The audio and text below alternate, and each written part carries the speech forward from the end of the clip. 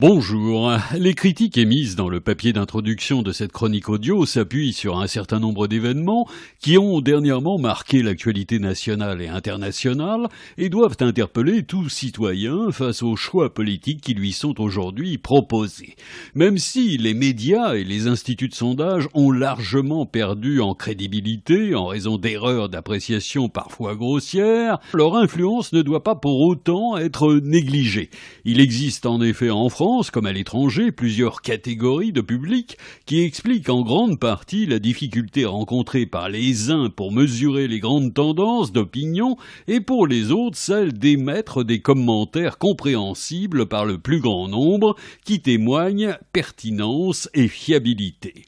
Pour résumer, on pourrait dire qu'il existe d'un côté un courant représenté par des gens actifs, assez avertis, souvent représentatifs de milieux dits favorisés, bénéficiant d'un niveau d'études supérieur et de conditions de vie et de travail favorables. Et de l'autre, une frange importante de la population, souvent plus modeste, n'ayant pour seul repère que les journaux télévisés assimilables à des fast news. Cette distinction ne signifie pas pour autant que les premiers sachent toujours dénicher la bonne info, distinguer le vrai du faux et qu'ils disposent, a fortiori, du temps nécessaire pour comparer, analyser, vérifier les multiples informations de plus en plus accessibles grâce aux nouvelles technologies. Mais c'est un fait qui se vérifie dans tous les domaines, plus on sait, mieux on se porte.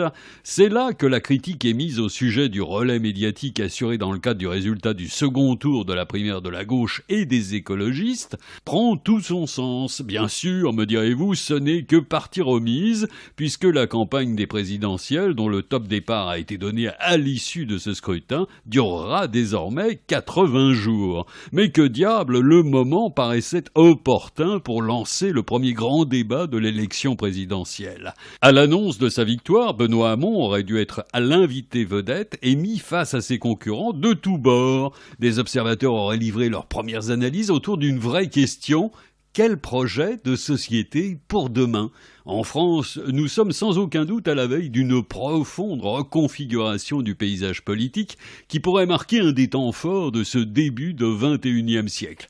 Car les vieilles recettes qui ont jusqu'ici prévalu en termes de gouvernance apparaissent obsolètes face aux multiples défis auxquels individuellement comme collectivement il va nous falloir faire face. À l'aube d'une profonde mutation des conditions de travail et des modes de vie que personne ne peut plus chercher à ignorer, il appartient à celles et ceux qui comptent occuper la plus haute fonction à la tête de l'État de s'exprimer et d'être entendus. Les médias ont donc un rôle éminent à jouer, sous réserve qu'ils soient véritablement libres, indépendants. Car au bout du compte, que voulons-nous ? Disposer de tout ce qui peut permettre d'effectuer un choix de politique en toute connaissance de cause et contribue à faire de chacun de nous un citoyen responsable et un véritable acteur du fonctionnement de la société. Pour cette raison notamment, le choix s'avère restreint. Soit nous confions nos destins à un politique pur sucre, soit nous sélectionnons un homme d'État capable de diriger la France comme une grosse entreprise